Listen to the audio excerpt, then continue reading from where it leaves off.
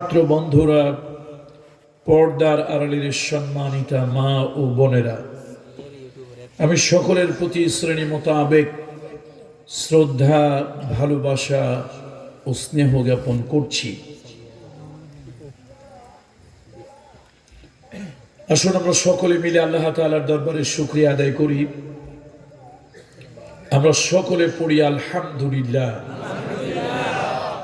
মাজালিসুল কোরআন, মাজালিসুল্লাহ। কোরআনুল কারীমের মজলিস হলো আল্লাহ তাআলার মজলিস। সুতরাং কালামুল্লাহ শরীফের এই মজলিসে আল্লাহ তাআলা আমাদেরকে এনেছেন, আসার বসার সুযোগ দিয়েছেন। এই জন্য রব্বে কারীমের দরবারে বিনয়ের সাথে শুকরিয়া জ্ঞাপন করছি, পড়ছি আলহামদুলিল্লাহ। কোনো লম্বা ভূমিকা দেব না। ইংরেজির একটা প্রবাদ বাক্য আছে, মর্নিং শোজ দ্য ডে। এটা কোরআন হাদিসের কথা না, বল একটা ইংরেজি প্রবাদ প্রবচন। দিনটা কেমন যাবে সকালের সূর্য দেখে আন্দাজ করো, বা আন্দাজ করা যায়। বক্তাদের অবস্থা কেমন এইটা তার খুতবায় টের পাওয়া যায়। দেশ নতুন স্বাধীনতা অর্জন করার পরে গত সেপ্টেম্বর মাস থেকে রীতিমতো যুদ্ধ চলতেছে। আল্লাহ তাআলা এখনো বাঁচিয়ে রেখেছেন হায়াতে। এই জন্য আল্লাহ তাআলার দরবারে শুকরিয়া জ্ঞাপন করছি আলহামদুলিল্লাহ। তো যেহেতু আমি কণ্ঠের কারণে খুব বড় লম্বা কথা বলবো না, আবার আপনারা বসে থাকলে ফাঁকিও দেব না। এই জন্য ভূমিকা ছাড়া আজকে কিছু কথা আপনাদের সামনে উপস্থাপন করতে চাই। তাম পৃথিবীতে আজকে মুসলমানদেরকে নিয়ে ষড়যন্ত্র চলছে। এই ষড়যন্ত্রগুলো হচ্ছে নানান মুখী। আমরা কেউ কেউ বলি চতুর্মুখী। আসলে শুধু চতুর্মুখী বললে ভুল হবে। উপরে নিচে ডাইনে বায়ে সব জায়গায় সব দিক থেকেই ষড়যন্ত্র হচ্ছে। তো এই ষড়যন্ত্রের কারণে আজকে মুসলমানরা দিশেহারা। সারা দুনিয়ায় এই ষড়যন্ত্র চক্রান্তের মোকাবেলা করা মুসলমানদের জন্য একটু কঠিন হয়ে যাচ্ছে। তারপরেও আল্লাহর উপরে ভরসা নিয়ে আমাদেরকে এগিয়ে যেতে হবে। আল্লাহর উপরে ভরসা নিয়ে আমাদেরকে এগিয়ে যেতে হবে। সেই কিছু দিক নির্দেশনা দেওয়ার জন্য কালামুল্লাহ শরীফের দুইটা সূরা, একটি হচ্ছে ৮৬ নম্বর সূরা আত-তারিক।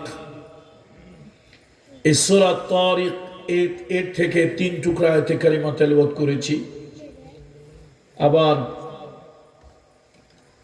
কালামুল্লাহ শরীফের তৃতীয় সূরার নাম হলো আলে ইমরান।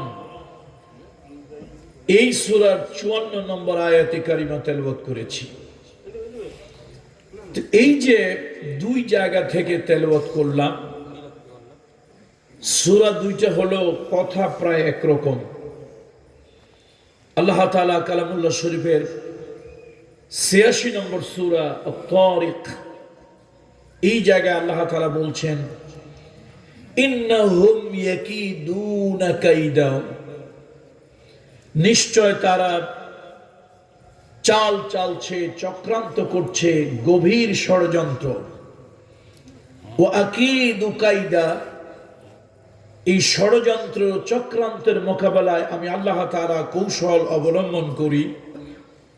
ফামাহিলিল কাফিরিনা আমহিলহুম রুয়াইদা।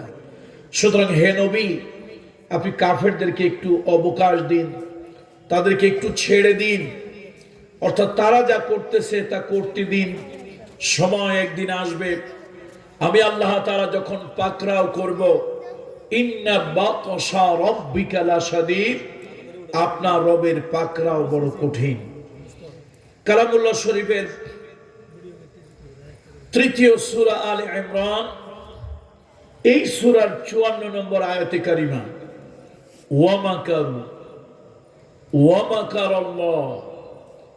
তারা ষড়যন্ত্র করে, ধোঁকাবাজি করে। ওয়া মাকারাল্লাহ, আল্লাহ তাআলা এর মোকাবেলায় কৌশল অবলম্বন করেন। ওয়াল্লাহু খায়রুল মাকিরিন, আর আল্লাহ তাআলা হলেন উত্তম কৌশলী। কালামুল্লাহ শরীফের 2 সূরার প্রায় সমর্থবোধক আমি 4 টুকরা আয়াতে কারিমা তেলাওয়াত করেছি। পৃথিবীতে ষড়যন্ত্র চক্রান্ত যাই হোক, সকল ষড়যন্ত্রকারীর ষড়যন্ত্রকে আল্লাহ তাআলা নস্যাৎ করেছেন। সকল চক্রান্তকারীর চক্রান্তকে আল্লাহ তাআলা উলঙ্গ ল্যাংটা করে দিয়েছেন। আল্লাহ তাআলার সুন্নাত আল্লাহ সহজে কাউকে ধরে না। আল্লাহ তাআলার সুন্নাত আল্লাহ তাআলা সহজে কাউকে ধরে না, কিন্তু একবার ধরলে 14 গোষ্ঠী উদ্ধার করে ছাড়ে, আর ছাড়ে না। বন্ধুরা আমার, মুরব্বী বাবাজিরা যারা আছেন, দেশ গ্রামের মানুষ, আপনারা আলহামদুলিল্লাহ হয়তো জ্ঞানী গুণী শিক্ষিত, কিন্তু আমার পর্দা আলের অনেক মা বোনরা আছেন, অনেক বাবাজি চাচাজিরা আছেন, কঠিন কথা বুঝবে না। আমি কঠিন কথাটাকে সহজ করে উপস্থাপন করার চেষ্টা করব বিইজনিল্লাহ বিমাশিয়াতিল্লাহ। এই দুনিয়ায় যখনই যে কোনো ধরনের ষড়যন্ত্র হয়েছে, সেই ষড়যন্ত্র চক্রান্তের মোকাবেলায় আল্লাহ যা করেছেন, বাতিলেরা কখনো আর মাথা তুলে দাঁড়াতে পারে। পৃথিবীর অনেক জনপদকে আল্লাহ তাআলা ধ্বংস করে দিয়েছেন, বরবাদ করে দিয়েছেন, গজব দিয়ে পৃথিবী থেকে নিশ্চিহ্ন করে দিয়েছেন। কিন্তু হাল লাগাত আমরা লক্ষ্য করি, কিছু সেলা মাছ, পুঁটি মাছ মাঝে মাঝে লাভ দিয়ে ওঠে। আমাদের অঞ্চলে একটা আঞ্চলিক কথা আছে, হাতি ঘোড়া গেল তল, ছাগলে কয় কত জল। কত বড় বড় রাঘব বোয়াল হারিয়ে গেল আল্লাহর সাথে চক্রান্ত ষড়যন্ত্র করতে গিয়ে, কেউ টিকলো না। মাঝখান থেকে কিছু সেলা মাছ, সুসরা মাছ, পুঁটি মাছ লাভ দিয়ে ওঠে, কিন্তু দিন শেষে কাজ হবে না। দেখুন, অনেক ষড়যন্ত্রের কথা তো বলা সম্ভব নয়, 1-2টা বললে একটু বুঝে আসবে। তাফসীরে জালালাইন এর একটা ব্যাখ্যা সরা আছে, নাম হলো কামালাইন। এই কামালাইনের ভিতরে বলা হয়েছে, পৃথিবীতে দৌড়দণ্ড প্রতাপের অনেক ক্ষমতার একজন বাদশা ছিল। পৃথিবীর 4 জন ক্ষমতাসীনের একজন, তার নাম হলো নমরুদ। তাফসীরে কামালাইনের ভিতরে বলা হয়েছে তার নামটা ছিল নমরুদ ইবনে কেনান। এই লোকটা ক্ষমতার চেয়ারে অনেকদিন থাকলে মানুষ একটু স্বৈরাচারী ডিক্টেটর ভাব হয়। তো লোকটা অনেকদিন ক্ষমতায় থেকে নিজের খোদা দাবি করে বসলো। আচ্ছা বলেন তো, আসলে কি খোদা না হুদা? ফেরাউন বেচারা অনেকদিন ক্ষমতায় ছিল। আসলে ফেরাউন তার নাম না, রমিসিস। এটা হচ্ছে একটা রিলিজিয়াস, যেরকম টার্মোলজি আছে, ধর্মীয় পরিভাষা, ওই মিশরের একটা রাষ্ট্রীয় পরিভাষা, একটা রাষ্ট্রীয় টার্মোলজি ছিল, পরিভাষা ছিল ফেরাউন। দেশ যারা চালাতো, দেশের যারা শাসক, তাদেরকে বলা হতো ফেরাউন। তোই বেটা রমিসিস অনেকদিন ক্ষমতায় থাকার পরও তার মধ্যে একটু অহংবোধ জাগ্রত হলো, অহংকার, আমি যেন কি হয়ে গেছি। আল্লাহ কয়, বেটা তুই কিচ্ছু হস নাই। তারপরে সে তার ক্ষমতার মসনদ টিকায় রাখার জন্য অনেক অপকর্ম করলো, কিন্তু শেষ রক্ষা হলো না। এটা পৃথিবীতে কখনই কোথাও হয়নি। আবু জাহাল, আবু লাহাব, উতবা, শায়বা, ওয়ালিদ ইবনে মুগীরা, মুহাম্মদ রাসূলুল্লাহ সাল্লাল্লাহু আলাইহি ওয়াসাল্লামের নাম নিশানা মিটিয়ে দেওয়ার জন্য নানান চক্রান্ত, নানান ষড়যন্ত্র চালিয়েছে। শেষ পর্যন্ত ওরাই ওই নির্মূল কমিটি নির্মূল হয়ে গেছে। মুহাম্মদ রাসূলুল্লাহ এবং তার সুন্নাহ, তার উম্মত আজও পৃথিবীতে আছে, থাকবে, মাশাআল্লাহ থাকবে। এই আপনাদের এই গ্রামটার নাম হলো কি? গোয়ার ভাঙ্গা নাকি? হ্যাঁ, নিশ্চিন্তপুর। আচ্ছা, এই যে নিশ্চিন্তপুর, মসজিদ আসেনি, আজান হয়নি, কয় বেলা?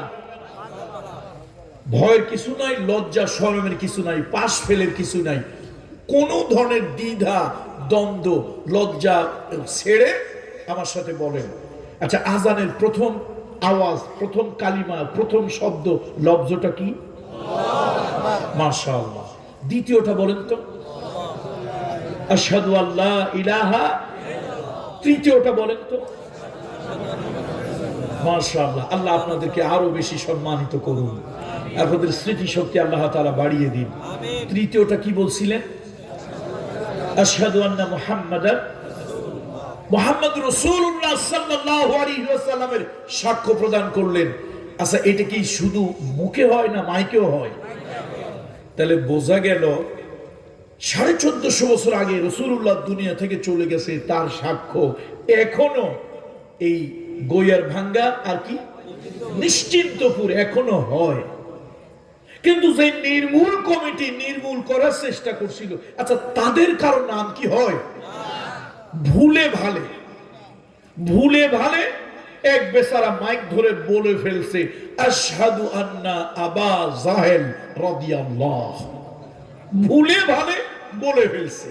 আচ্ছা বলেন তো ঘটনাটা কি ঘটবে? ওই গ্রামের মধ্যে যেই লোকটা নামাজ একক তো পড়ে না, কখনো আষাঢ় পাষাঢ় খাইয়া দক্ষিণ পূর্ব উত্তরে পড়ে পশ্চিমে পড়ে না, ওই গ্রামের মধ্যে যেই লোকটা কথা কয় না, একক তো নামাজ কালাম পড়ে না, যদিও বা কখনো ঝড় তুফান বন্যায় আষাঢ় পাষাঢ় খায়, দক্ষিণে পড়ে, পূর্বে পড়ে, উত্তরে পড়ে, কোন দিকে পড়ে না? ভুলেও পশ্চিমে পড়ে না। এরকম একটা লোক যদি আজানটা শোনে, তো ঘরে গিয়া বউকে বলবে, বউরে এই ঘরে কি কোনো সাইজ করা চলা লাঠি কিছু একটা আছে? বউ কইবে কেন? কয় আমি একটু মসজিদে যাবো। আরে তুমি নামাজ পড়ো না, লাঠি নিয়ে চলা নিয়ে মসজিদে যাবা কেন? কয় আমি যে নামাজ পড়ি না, এই গ্রামের সবাই জানে নামাজ আমি পড়ি না, এটা ঠিক আছে, নামাজ আমি পড়ি না, আমি মসজিদে নামাজ পড়তে যাব না, কোন শালার পুতে আজান দিল ওই শালার পুতের একটু দেখতে যাব। কথা কি আমি একটু বাড়িয়ে বললাম, ভুল বললাম না ঠিক বললাম? গালি তো আমি ভদ্র ভাষায় দিছি, হয়তো এর থেকে আরো বেশি কঠিন গালিও দিতে পারতো, ওইটা আমি মাইকে দিলাম না। তাহলে মুহাম্মদ রাসূলুল্লাহ দুনিয়া থেকে গত হয়েছেন, উম্মতকে তিন করে পর্দার আড়ালে চলে গিয়েছেন। কত বছর? 1450 বছর পার হয়ে গেছে। আজকে আল্লাহর হাবিব হাবিবে কিবরিয়ার নাম মসজিদে মসজিদে ঘোষণা হয়, ওয়া রাফা'না লাকা যিকরাক। রাসূলুল্লাহর নামের জিকির স্মরণ উচ্চ আল্লাহ করে দিয়েছেন। একদিন নবীজির মন খারাপ, জিবরাইল আসছে, ইয়া রাসূলুল্লাহ আপনার মন খারাপ কেন? কয় যে আমারে তো নির্মূল কমিটির লোকজন নির্মূল উৎখাত নিশ্চিহ্ন করে দিতে চায়। জিবরাইলকে আল্লাহ তাআলা আমাকে জানিয়ে দিয়েছেন, ইদা যুকিরতু যুকিরতা মাই। এটা হলো হাদিসে কুদসি। ইদা যুকিরতু যুকিরতা মাই। হে নবী মন খারাপ করবেন না, আল্লাহ জানিয়ে দিয়েছেন আল্লাহর নাম পৃথিবীতে যতদিন থাকবে, আপনি মুহাম্মদুর রাসূলুল্লাহর নাম পৃথিবীতে ততদিন থাকবে। তাহলে নির্মূল কমিটির লোকজন আছে না নাই? আছে, আছে, কিন্তু পরিচয় দেওয়ার সাহস নাই। ওই যে ফুরফুরার হুজুরেরা, তারা হলো কুরাইশ বংশের। মাশাআল্লাহ, গর্ব এটা, এই গর্ব খারাপ না, এই গর্ব ভালো, মানে নেক গর্ব, ভালো গর্ব। গর্ব করে বলে আমরা আবু বকর সিদ্দিক আল কুরাইশির বংশ, এটা গর্ব করে। এটা নাজায়েজ হারাম গর্ব না, এটা একটা ভালো গর্ব যে আমরা আবু বকর সিদ্দিকের। আবার কেউ কেউ নিজের ঘোষণা করে ফারুকি, যে আমরা সাইয়েদনা ওমর ফারুকের বংশধর। আমি একবার সৌদি আরবে কোনো একটা কথা, একজন সৌদির সাথে একটু কথা হচ্ছিল, সে আমাকে উঠে বলছে, তুই কি আমার চিনিস? আমি কুরাইশি, কুরাইশি, কুরাইশ বংশের। তাহলে বোঝা গেল আবু বকর সিদ্দিক রাদিয়াল্লাহু তাআলা আনহুর বংশধর পৃথিবীতে আছে, তারা পরিচয় দেয় আমরা কুরাইশি। ওমর ফারুকের বংশ পৃথিবীতে আছে, পরিচয় দেয় ফারুকি। রাসূলুল্লাহর বংশধর এই বাংলাদেশেও আছে, আল্লাহর হাবিবের বংশধর, সেই সৈয়দ বংশের আওলাদে রাসূল বলি, আওলাদে নবী বলি আমরা। সে রাসূলুল্লাহর আওলাদেরাও আছে, তারাও পরিচয় দেয় আমরা মুহাম্মদ রাসূলুল্লাহর বংশের বংশধর আমরা। কিন্তু আবু জাহেলের বংশধর কি পৃথিবীতে নাই? অবশ্যই আছে, আছে, কিন্তু পরিচয় দেওয়ার সৎসাহস। যদি ভালো মানুষ এসে বলে ভাই আমার বংশের নসব, আমি তালাশ করে হিসাব করে দেখলাম আবু জাহেল পর্যন্ত আমি আবু জাহেলের বংশের, লোকেরা বলবে আবু জাহেলের তো পাই নাই, সে তো বদরের মাটি জাহান্নামে চলে গেছে, তোরে একটু পাইছি, তোরে পিটাইয়া বেবি ট্যাক্সি বানাবো। ঠিক কিনা বলেন? তো বলতেছিলাম তামাম দুনিয়ায় ষড়যন্ত্র চলতেছে। কি চলে ভাই? ষড়যন্ত্র আর চক্রান্ত। আচ্ছা বলেন, বাতিলের ষড়যন্ত্র কাজে লাগবে না লাগবে না?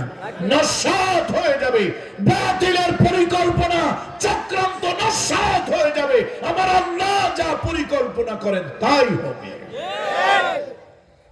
পৃথিবীর ৬০ জন একজন, তাফসীরে কামালাইনে কি নাম বলছিলাম?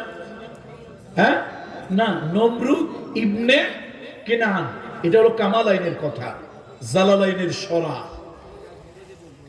নমরুদ ইবনে কিনান একদিন স্বপ্ন দেখলো, রাতের বেলায় আকাশে একটা উজ্জ্বল নক্ষত্র, আকাশে উজ্জ্বল একটা তারা জল জল করে জ্বলতেছে, একটা স্টার।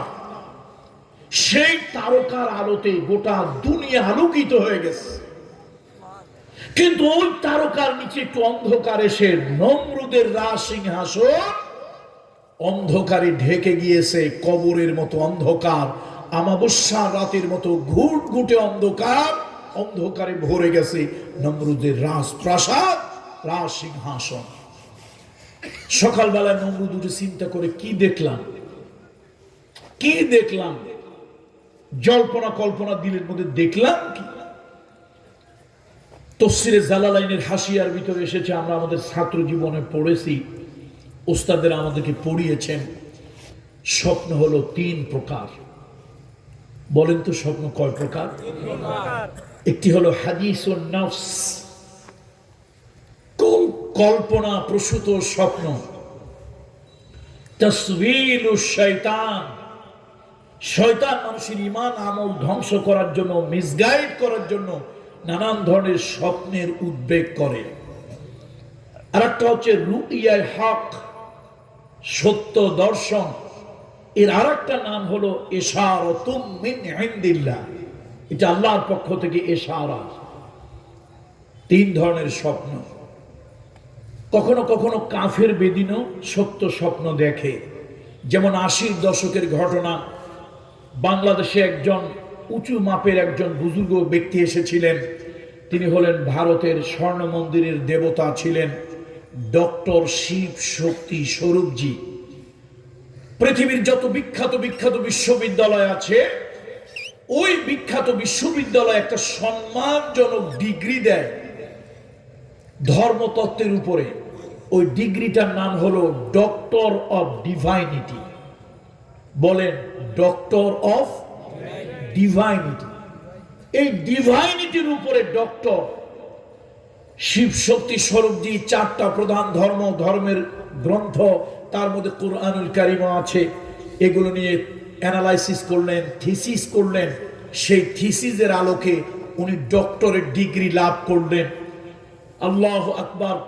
একদিন রাতের বেলায়, অন্ধকার রাতে, বিশ্বনবী নবিয়না সাইয়্যিদুনা কুদওয়াতুনা মুহাম্মদুর রাসূলুল্লাহ সাল্লাল্লাহু আলাইহি ওয়াসাল্লাম স্বপ্নে তার 4 খলিফা সহ হাজির। এবং রাসূলুল্লাহ সাল্লাল্লাহু আলাইহি ওয়াসাল্লামের এই জ্যোতির্ময় চেহারা দেখে শিব শক্তি স্বরূপজি পাগলের মতো হয়ে গেল। উনি কে? সাথের 4 জন পরিচয় দিলে ওনাকে চিনতে পারছো না? উনি হচ্ছেন আখিরি পয়গম্বর, শেষ নবী, মানবতার বন্ধু, মানবতার শিক্ষক মুহাম্মদ রাসূলুল্লাহ সাল্লাল্লাহু আলাইহি ওয়াসাল্লাম। আর আমরা 4 জন হলাম তার 4 খলিফা। স্বরূপজি এই স্বপ্ন দেখে ঘুম ভাঙল, মনের মধ্যে অস্থিরতা। যিনি ছিলেন ভগবানের আসনে, তিনি ভগবানের আসন ছেড়ে আল্লাহর গোলামের আসনে চলে আসলে নিজের দেশে টিকতে পারলেন না, বাংলাদেশে তিনি হিজরত করলেন। কিন্তু এই দেশে কিছু রাজনৈতিক সন্ডা পান্ডা গুন্ডা আছে, নামে মুসলমান, কিন্তু এই কুলাঙ্গারগুলি মালাউন হিন্দুর থেকেও 1000 গুণে খারাপ। এই কুলাঙ্গার কিছু রাজনৈতিক সন্ডা পান্ডা গুন্ডা আছে মুসলমান নামধারী, এই কুলাঙ্গার গুলোর কারণে সাহাবীর মর্যাদা প্রাপ্ত এরকম একজন ব্যক্তি তিনি বাংলাদেশে থাকতে পারেন না। আমার দেশের রাজনীতিটা বড় খারাপ, বড় খারাপ। যা হোক, নমরুদ স্বপ্ন দেখলো, ঘুমের মধ্যে দেখলো আকাশে কি হয়েছে, তারকা, সুন্দর উজ্জ্বল তারকা। সেই তারকার আলোতে আলোকিত হয়েছে দুনিয়া, আর অন্ধকারে ভরে গিয়েছে তার রাজ সিংহাসন। সকালবেলা উঠে সে চিন্তায় পড়ে গেল, কি দেখলাম। তারপরে জ্যোতিষী আনা হলো, জ্যোতির্বিজ্ঞানী অ্যাস্ট্রোলজার আনা হলো। দেশ গ্রামের মানুষেরা আবার গণক কইলে ভালো বোঝে, পাবলিক যেটা বোঝে ওইটাই কই নাকি। যদিও গণক আর জ্যোতির্বিজ্ঞানী এক জিনিস নয়, তারপরও বোঝার জন্য বলি। সকালবেলায় গণক আনা হলো, তোমরা গুনে বেছে বলো। তারা অনেক গুনে বেছে বললো, আপনি যে তারকা দেখেছেন এটা একটা রূপক স্বপ্ন, আসলে সে তারকা নয়, সে একজন পয়গম্বর। এটা একটা রূপক স্বপ্ন দেখেছেন, তারকা রূপী একজন পয়গম্বর উদয় হবে। আর ওই যে আলো দেখেছেন ওইটা হলো তার হেদায়েতের নবুয়তির আলো। এই জন্য দিন, আমাদের দিন ইসলাম, আল ইসলাম নূরুন, ইসলাম হলো আলো, ওয়াল কুফরু যুলমাত, আর কুফরি হলো কি, অন্ধকার। বন্ধুরা আমার, মুরব্বিরা আমার, নমরুদ স্বপ্ন দেখল আকাশে তারকা উদয় হয়েছে, তারকার আলোতে আলোকিত হয়েছে দুনিয়া। কিন্তু ওই তারকার আলোতে ম্লান হয়ে গেছে তার রাজ সিংহাসন। এবার তার বুদ্ধিজীবীদেরকে ডাকলো, ও বুদ্ধিজীবীরা, ও আমার মন্ত্রী পরিষদ, আমার বুদ্ধি দাও, কোন পথে আগানো যায়। তারা বলল, যাতে ওই পয়গম্বর মায়ের পেটে ঢুকতে না পারে, মায়ের পেটে যেন আসতে না পারে, সে ব্যবস্থা করেন। নমরুদ ব্যবস্থা করলো। তফসিরে কাদিরির ভিতরে এসেছে 3 দিন 3 রাতের মধ্যে স্বামী আর স্ত্রী কেউ যেন এক জায়গায় হতে না পারে, সে ব্যবস্থা রাষ্ট্রের পক্ষ থেকে করা হলো। এমন নির্যাতন অত্যাচার ঢোল শহরাত করে দেওয়া হলো। শেষে স্বামী স্ত্রী চিন্তা করে কোন ঝামেলা হয়, বউরে কয়, তুমি যাও গোপালগঞ্জ, আমি থাকি সুনামগঞ্জ। তুমি যাও এক দেশে, আমি থাকি আরেক দেশে, এক জায়গায় থাকলে আবার কি ঝামেলা লাগে তা তো ঠিক নাই। সরকারের গোয়েন্দা বাহিনী কি করে। কিন্তু আল্লাহ তাআলার পরিকল্পনা কে ফিরাবে বলেন তো? আল্লাহর পরিকল্পনা কে ফিরাবে? নমরুদের সব থেকে কাছের লোক হলো তারেক, যদিও তার নামটা লোকেরা বা কোরআন বলেছে আজার। ওয়া ইয ক্বালা ইব্রাহিম লিআবিহি আজার। ইব্রাহিম আলাইহিস সালামের পিতার নাম ছিল তারেক। কোরআনুল কারীম তাকে বিশেষ কারণে আজর বলেছে, এটা একটা ভিন্ন প্রসঙ্গ, ওইদিকে আমি যাব না। আল্লাহর কি কুদরত, যেই বাদশা পৃথিবীর দৌর্দণ্ড প্রতাপের বিরাট ক্ষমতা, 4 জন বাদশার একজন চেষ্টা করলো পয়গম্বর যেন মায়ের উদরে আসতে না পারে। এই যে পৃথিবীতে মানুষ আসে, মানুষ সৃষ্টি হয়েছে আলমে আরওয়ায়, ওই আলমে আরওয়া থেকে আল্লাহ তাআলা মানুষকে পাঠান আলমে আসবাব, বস্তু জগতে। আপনার আমার সবার জন্ম হয়েছে আলমে আরওয়ায়। জন্ম কোথায় হয়েছে? রূহের জগতে হয়েছে। ওই জায়গায় আল্লাহকে রব বলে স্বীকার করেছি। আল্লাহ জিজ্ঞেস করেছিল, আলাস্তু বিরব্বিকুম, আমি কি তোমাদের রব নই? আমরা সবাই বলেছিলাম বালা, অবশ্যই। আল্লাহকে রব আসমানে মেনেছিলাম, রূহের জগতে মেনেছিলাম। দুনিয়া এসে আল্লাহকে ভুলে গিয়েছি, এখন গায়রুল্লাহকে আমাদের রব বানিয়ে নিয়েছি। এটা মুনাফিক। যা হোক, আলমে আসবাব বস্তু জগতে আসে। ইলিশ মাছের মধ্যে, বোয়াল মাছের মধ্যে, চাউলের মধ্যে, ডাউলের মধ্যে এই মানুষগুলো লুকিয়ে থাকে। আল্লাহ তাআলার কুদরত। আব্বাজি, আমাদের বাবা যান, আমাদের আব্বা, আমাদের জন্মদাতা পিতা, যার ঔরসে আমরা জন্মগ্রহণ করেছি, তিনি ইলিশ মাছ, বোয়াল মাছ, আম, কদু, কাঁঠাল, লাউ, কুমড়া, মরিচ, 14 গোষ্ঠীর যা কিছু খেয়েছেন, ওর মধ্যে আপনি আর আমি লুকিয়েছিলাম। সেখান থেকে আসলাম পিতার পৃষ্ঠ দেশে, আসলাম মায়ের বক্ষ দেশে। আল্লাহ তাআলা বলেন খুলিকা মিন মাইন দাফিকিন ইয়াখরুজু মিন বাইনিস সুলবি ওয়াত তারাইব। সুল এবং তারাইব, একটাকে বলা হয় জেনিটোফেমোরাল, আর একটা হলো ইলিও ইনগুইন্টাল। এই দুই জায়গায় মানুষ থাকে। লক্ষ লক্ষ মানুষ নামক পোকা, ইলিশ মাছ, বোয়াল মাছ, পুঁটি মাছ, চেলা মাছ, সুসরা মাছ, গরুর গোশত, মুরগির গোশত, ছাগলের গোশত, নানান জায়গায় লুকিয়েছিলাম। দুই জায়গায় এলাম, সেখান থেকে আল্লাহ তাআলা একটা গোপন একটি জায়গায়, একটা ইন্টেনসিভ কেয়ার ইউনিট, একটা সুরক্ষিত জায়গায়, ফি কারারিম মাকিন, আল্লাহ তাআলা একটা সুরক্ষিত জায়গায় পাঠিয়ে দেন। সরকার চেষ্টা করতেছে স্বামী স্ত্রীর মিলন যদি না হয়, তাহলে তো মায়ের গর্ভে পয়গাম্বর আসতে পারবে না। দুনিয়ার গভর্নমেন্ট চিন্তা করে তার লজিস্টিক সাপোর্ট, তার সাহায্যকারী, তার সেনাবাহিনী, তার পুলিশ বাহিনী, তার সামসা, তার দলের কর্মীরা সবাই চেষ্টা করতেছে কেউ যেন দৈহিক মোজামেআত, দৈহিক সম্পর্ক যেন না হয়। কিন্তু আল্লাহর কাম, সারা দুনিয়া ষড়যন্ত্র করে। ইন্নাহুম ইয়াকিদুনা কাইদা ওয়া আকিদু কাইদা ফামাহিলিল কাফিরিনা আমহিলহুম রুয়াইদা ওয়া মাকারু ওয়া মাকারাল্লাহ ওয়াল্লাহু খায়রুল মাকিরিন। নমরুদ চাচ্ছে পয়গম্বর যেন আসতে না পারে, ওই তারকা রূপ আসলে পয়গম্বর আসবে। কিন্তু আল্লাহর কি কুদরত, পয়গম্বর অলরেডি চলে আসছে। তফসিরে কাদেরীর ভিতরে বলা হয়েছে তার নাম ছিল বিবি আদনা, আর পিতার নাম তো আগেই বলেছি তারেক বা আজর। তারা অনেক গোনা বেচা করে মন খারাপ। কিরে গণকেরা, জ্যোতিষী, জ্যোতির্বিজ্ঞানীরা, তোমাদের মন খারাপ কেন? কাজে এতগুলা লোকের চেষ্টা করলাম, সারা রাষ্ট্রের সব শক্তি মিলে চেষ্টা করলাম, নবী যেন তার মায়ের পেটে ঢুকতে না পারে। অলরেডি মায়ের পেটে ঢুকে গেছে। হে বুদ্ধিজীবীরা, বুদ্ধি দাও, তাহলে এটা ফিরানোর কি উপায়? কয় যে মায়ের পেটে আর সন্তান কয়দিন থাকে? 10 মাস, 10.5 মাস। একটা কাজ করেন, মায়ের পেটে যত বাচ্চা আছে আগামী 1 বছরের ভিতরে সব বাচ্চা হত্যা করতে হবে।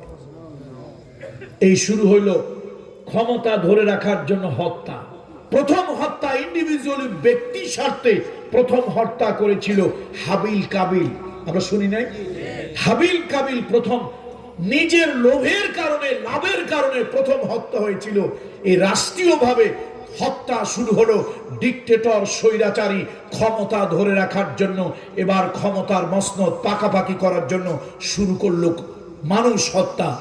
আগামী 1 বছরের ভিতরে যত পুত্র সন্তান জন্মগ্রহণ করবে সবগুলোকে হত্যা কর।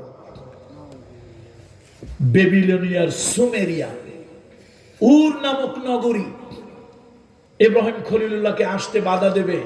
দেখেন আল্লাহর কি কুদরত, আল্লাহর চক্রান্ত, আল্লাহর ষড়যন্ত্র মোকাবেলা করবে তোর 14 গোষ্ঠী কার সাধ্য আছে? আল্লাহ তাআলার কুদরত। 7 মাস গর্ভের বয়স হলো বিবি আদনা, 7 মাস ধরে প্রেগন্যান্সি, হামেলা, গর্ভবতী। মহিলারা গর্ভবতী হলে চোখের কোনায় কালি হয়, চোখের কোনায় কালি হয়, খাদ্যে অরুচি হয়, ঘুমাতে পারে না। দিন যত বেড়ে যায় পেটটা তত ভারী হয়ে যায়। আমার আল্লাহ তাআলার কুদরত, আল্লাহ তাআলার কুদরত। ইব্রাহিম খলিলুল্লাহর মা বিবি আদনা 7 মাস পার হয়ে গেল, পেট একদিনের জন্য উঁচু হলো না, ফুলে উঠলো না। যার কারণে বাড়ির পাশের আপনজন পর্যন্ত জানতে পারলো না বিবি আদনা গর্ভবতী। পেটের মধ্যে কে আছে? কে আছে? ইব্রাহিম খলিলুল্লাহ গর্ভের ভিতরে আছে। কিন্তু পৃথিবীর কেউ নির্ণয় করতে পারেনি, পৃথিবীর কেউ হিসাব করতে পারেনি আল্লাহর কি কুদরত। বন্ধুরা আমার, স্বামী স্ত্রীর ব্যাপার বিভিন্নভাবে বুঝাইলো, শেষ পর্যন্ত স্বামী সিদ্ধান্ত দিল। লম্বা পুরো ঘটনা বলা আমার উদ্দেশ্য না, এই আয়াতের আলোকে ওলামায়ে কেরামরা বুঝবে। আমি যে আয়াত পড়ছি এর তাফসীর কিন্তু এটা না, এটাকে আরবিতে বলে জুমলায়ে মুতারিজা।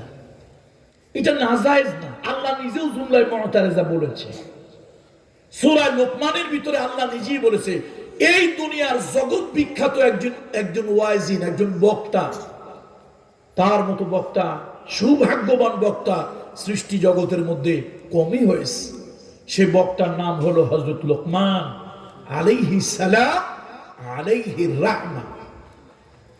সেই লোকমান কালো মানুষ, গরিব মানুষ, খাটো মানুষ, চুল খাড়া, পাও ফাটা, নাক বোসা, ছাগলের রাখাল। সেই লোকমান এরকম ওয়াজ করত যে আল্লাহ তাআলার কুদরতি দিল জয় করে ফেলত। আল্লাহু আকবার। হযরত লোকমান একদিন ওয়াজ করতেছে তার সন্তানদেরকে নিয়ে। وَإِذْ قَالَ لُقْمَانُ لِابْنِهِ وَهُوَ يَعِظُهُ يَا بُنَيَّ لَا تُشْرِكْ بِاللَّهِ। লোকমান ওয়াজ শুরু করছে, এই আমার সন্তানেরা শোনো, আল্লাহর সাথে কোনো শরীক করবে না। গাছ দিয়া, মাছ দিয়া, পীর দিয়া, কসব দিয়া, নেতা দিয়া, নেত্রী দিয়া কোন ধরনের শিরক আল্লাহর সাথে কাউকে করবা না, কোনো কিছুকে করবা না। আমরা তো হুজুকে মাতাল, মুসলমান কচ্ছপের কদম বুসি করে, কচ্ছপের কাছে চায়, কুমিরের কাছে চায়, মরা পীরের কবরের কাছে গিয়ে চায়। কবর জিয়ারত করা সুন্নাত। কবর জিয়ারতের আমলটা কি বলেন না? সুন্নাত। আমরা আল্লাহর ওলিদের কবর, বাবা মার কবর, মুরব্বীদের কবর, এলাকাবাসীদের কবর জিয়ারত করি, সুন্নাত। সুন্নাত। এটার দ্বারা মৃত্যুর কথা, কবরের কথা স্মরণ হয়। কিন্তু কবর জিয়ারত কবরওয়ালার কাছে কিন্তু কিছু চাওয়ার জন্য নয়। সে যেই হোক, যত বড় ওলি বুজুর্গ হোক, তার কাছে কিছু চাওয়ার জন্য নয়। আজকে কবরটারে সাজাইয়া সুজাইয়া, মশারি টানাইয়া, নানান ধরনের রং সং করিয়া, টাইলস, আগরবাতি, ঝাড়বাতি, মোমবাতি লাগাইয়া এরপরে এটা জিয়ারত বলি আমরা। আসলে এটা জিয়ারত না, এটা হচ্ছে এক ধরনের ওয়ার্শিপ, এটা হচ্ছে এক ধরনের পূজা। তো নানান ভাবে পাবলিক শিরক করে, আল্লাহর সাথে অংশীদার করে। হযরত লোকমান তার সন্তানদেরকে নিয়ে ওয়াজ শুরু করলেন, ইয়া বুনাইয়া লা তুশরিক বিল্লাহ ইন্না শিরকা লা যুলমুন আযীম। এই ওয়াজটা আল্লাহ তাআলার দিলে এরকম লাগছে, আল্লাহ কয়, লোকমান তোমার ওয়াজ বন্ধ করো, লোকমান তোমার ওয়াজ বন্ধ করো, এখন আমি আল্লাহ একটু ওয়াজ করব, আমি আল্লাহ ওয়াজ করব। লোকমানের ওয়াজ বন্ধ করে দিয়ে আল্লাহ নিজে ওয়াজ শুরু করলেন, ওয়াসাইনাল ইনসানা বিওয়ালিদাইহি হামালাতুহু উম্মুহু কি ওয়াহনান আলা ওয়াহনিন ওয়া ফিসালুহু ফি আম। তাহলে এটাকে আরবিতে বলে জুমলায়ে মুতারিজা। আমি যে আয়াত পড়ছি আপনারা আবার ভাববেন না যে এইটা বোধহয় নমরুদের তাফসীর, না, এটা জুমলায়ে মুতারিজা।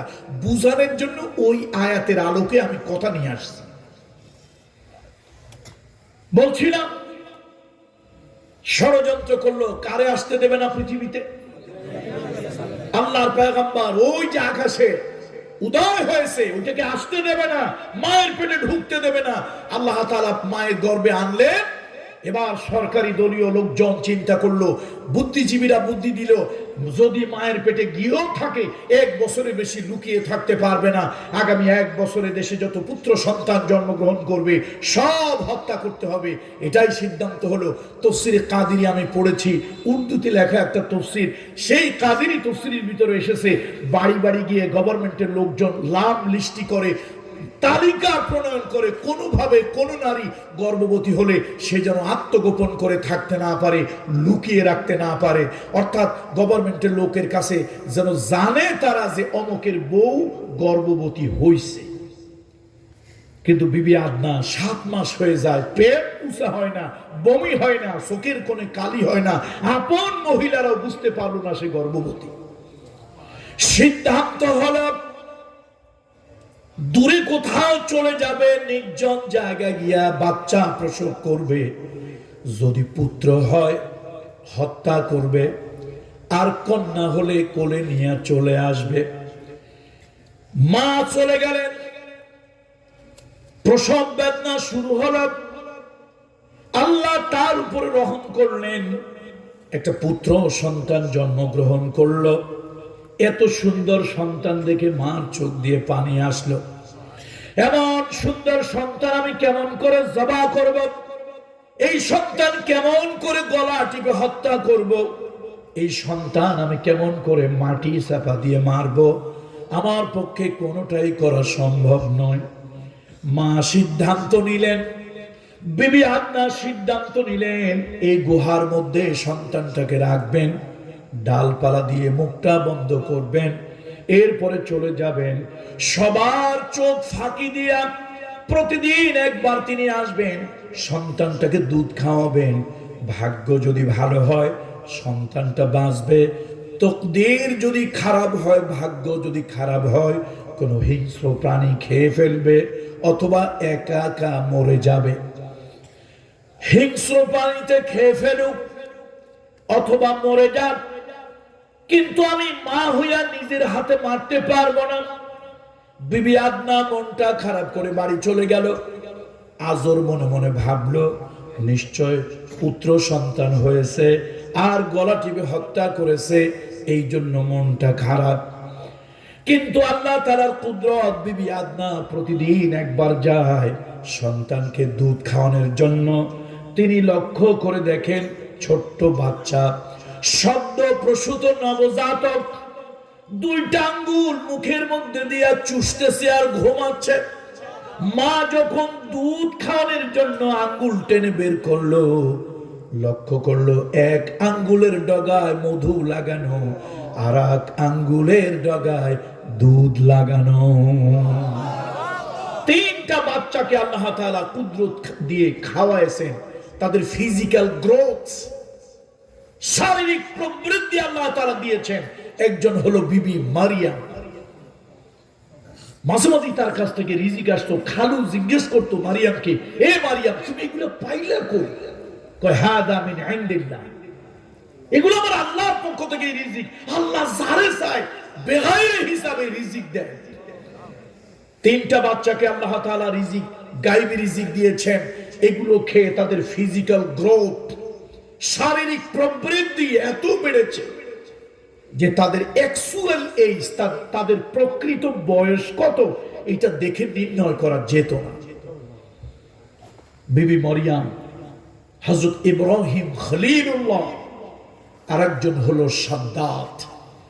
যদিও সাদ্দাতের উপরে আল্লাহর রহমত ছিল, কিন্তু এই নাফরমান বেঈমান আল্লাহর সাথে নাফরমানি করেছিল। আসেন এরকম আল্লাহ নুন খাইয়া নিমক হারামি করে, এরকম কিছু নিমক হারাম আছে না? সব জায়গায় আছে। কুমিল্লায় লালমাই, লাকসাম নাই, মক্কায় গাদা আছে। মক্কায় গাদা, সব জায়গায় কিছু নিমক হারাম আছে, নিমক হারাম আছে। একটা বাংলা, খারাপ বাংলা ভাষা বলবো, খারাপ একটা বাংলা ভাষা বলবো, এই এই যে রেকর্ড হচ্ছে এটার জন্য ভয় লাগতেছে আর কি। একটা আমাদের দেশে একটা পচা কথা, পচা কথা এগুলো আমি বলি না, কিন্তু আজকে মুখ ফসকে চলে আসছে। কয় ভাত খায় ভাতারের, কিন্তু গীত গায় লাঙ্গের। কিছু মানুষ আছে নিয়ামত খায় আল্লাহ, কিন্তু নাফরমানি আল্লাহর সাথে করে। কথা ঠিক কিনা বলে? এরকম কিছু নাফরমান বেঈমান আছে না? খুঁজলে অনেক জায়গায় আপনার আমার আশেপাশে আছে। কার জমিনে হাঁটো, কাঠটা খাও তারে শোনো না, ভাত খাও ভাতারের, সারাদিন গীত গাও নাঙ্গে। তোমার বাবার, তোমার নেতার, তোমার নেত্রীর প্রশংসা করতে করতে জিন্দেগি শেষ। তুই কি আল্লাহর প্রশংসা করবি কখন? কার জন্য সিন্নি খাইলা মোল্লা চিল্লা না? বন্ধুরা আমার, এই সাদ্দাত আল্লাহর নিয়ামত। আল্লাহ তাআলা তাকে কুদরতি খাবার খাইয়েছেন, কিন্তু সেই নিয়ামতের শুকরিয়া আদায় করেনি, নাফরমানি করেছে। এখন মা লক্ষ্য করে দেখতেছে ইব্রাহিম, তার শারীরিক এত প্রবৃদ্ধি। 6 দিনের ইব্রাহিমরে দেখলে মনে হয় বয়স 16 দিন 18 দিন। 16 দিন 18 দিনের ইব্রাহিমরে দেখলে মনে হয় বয়স 3 মাস। 3 মাসের ইব্রাহিমরে দেখলে মনে হয় 3 বছর হয়ে গেছে। এত বড় মাশাআল্লাহ। এর কারণ কি? ইব্রাহিম খলিলুল্লাহকে আল্লাহ বাঁচিয়েছেন। যখন তাকে বাড়ি নিয়ে যাওয়া হবে, গভর্নমেন্টের লোকজন তারা যদি অনুসন্ধান করে, তারা যদি ইনভেস্টিগেশন করে, তারা যেন বুঝতে না পারে যে এই ছেলের বয়স কত। ছেলের বয়স যদি 3 বছর, তারা চিন্তা করবে বয়স তো প্রায় 9 বছর। অ্যাকচুয়াল এজ এটা যেন তারা অনুমান করতে না পারে। এই কুদরতটা কার? আল্লাহ। তাহলে দুনিয়ার মানুষ ষড়যন্ত্র করে একরকম, আল্লাহ পরিকল্পনা করে আচ্ছা কারটা হয়? কারটা হয়? ওই চাইছিল দুনিয়া আসতে দেবে না, আসছেনি। চাইছিল মেরে ফেলবে, মরছেনি, মরে নাই। এবার আরো অনেক লম্বা ষড়যন্ত্র। একদিন বন্ধুরা কয় বাড়ি আসছে, বয়স তো অ্যাকচুয়াল এটা বোঝার কোনো কায়দা নাই, বড়টর হয়েছে মাশাআল্লাহ। একদিন বন্ধুরা কয় চলো ইব্রাহিম একটু মেলায় যাই। মেলায় যাই। ফানাযারা ফানাযারা নাযারাতান ফিন নুজুম ফাকালা ইন্নী সাকিম। আকাশের দিকে তাকালেন, তাকিয়ে বললেন ভাই আমি মেলায় যাব না, আমি অসুস্থ। আল্লাহর পয়গম্বর ইব্রাহিম খলিলুল্লাহ সুস্থ মানুষ, কিন্তু নিজেকে তিনি অসুস্থ বললেন। কোরআন শরীফের ভিতরে আল্লাহ তার ব্যাপারে ঘোষণা দিল, ওয়াযকুর ফিল কিতাবে ইব্রাহিম ইন্নাহু কানা সিদ্দীকান নাবিয়্যা। আল্লাহ তাআলা তার নবী বললেই যথেষ্ট, এনাফ। আল্লাহ যদি ইব্রাহিম খলিলুল্লাহকে শুধু নবী বলে তাহলেই যথেষ্ট। তার কারণ কোন নবী কোনদিন মিথ্যা বলে না। নবীরা মিথ্যা বলেন না, মিথ্যা বলতেই তারা পারেন না, মিথ্যা বলা সম্ভব নয়।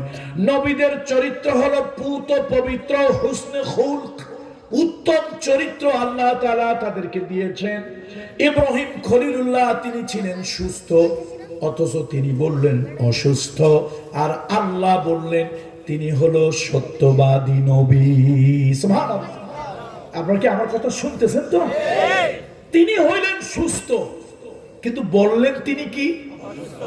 আবার আল্লাহ তারে বলতেছে তিনি কোন নবী? এমনি তো নবীরা সত্যবাদী, আবার সাথে একটা লকব লাগাই দিলেন আল্লাহ। এই তসলিমা নাসরিনের খালাতো ভাই, মুরগি কবিরের চাচাতো ভাই, শার জাফর ইকবালের আপন ভাই, তোরা ভালো করে শুনে রাখ, আমার নবীর ব্যাপারে কিয়ামত পর্যন্ত কোনো বাজে মন্তব্য যেন করতে না পারিস।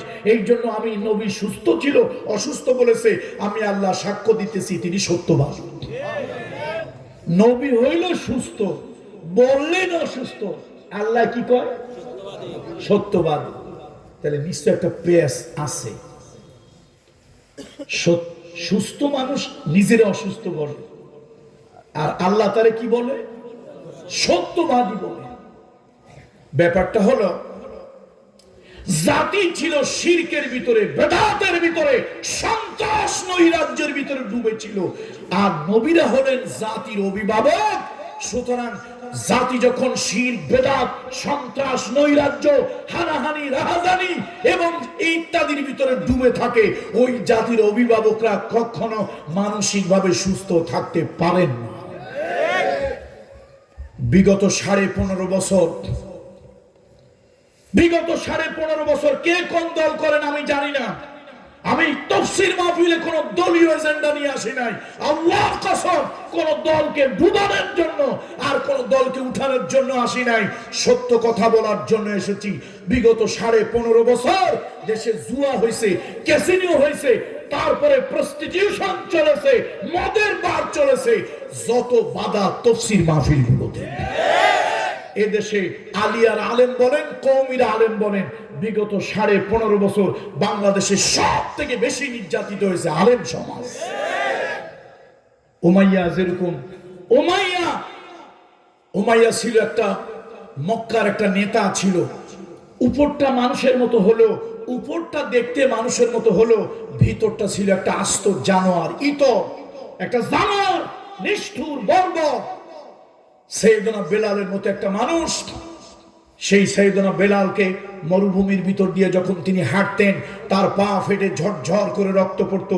লোকেরা বলতো, হে উমাইয়া, তোমার গোলাম, তোমার স্লেভ সার্ভেন্ট, তার পা ফেটে রক্ত পড়ছে, হাঁটতে পারছে না।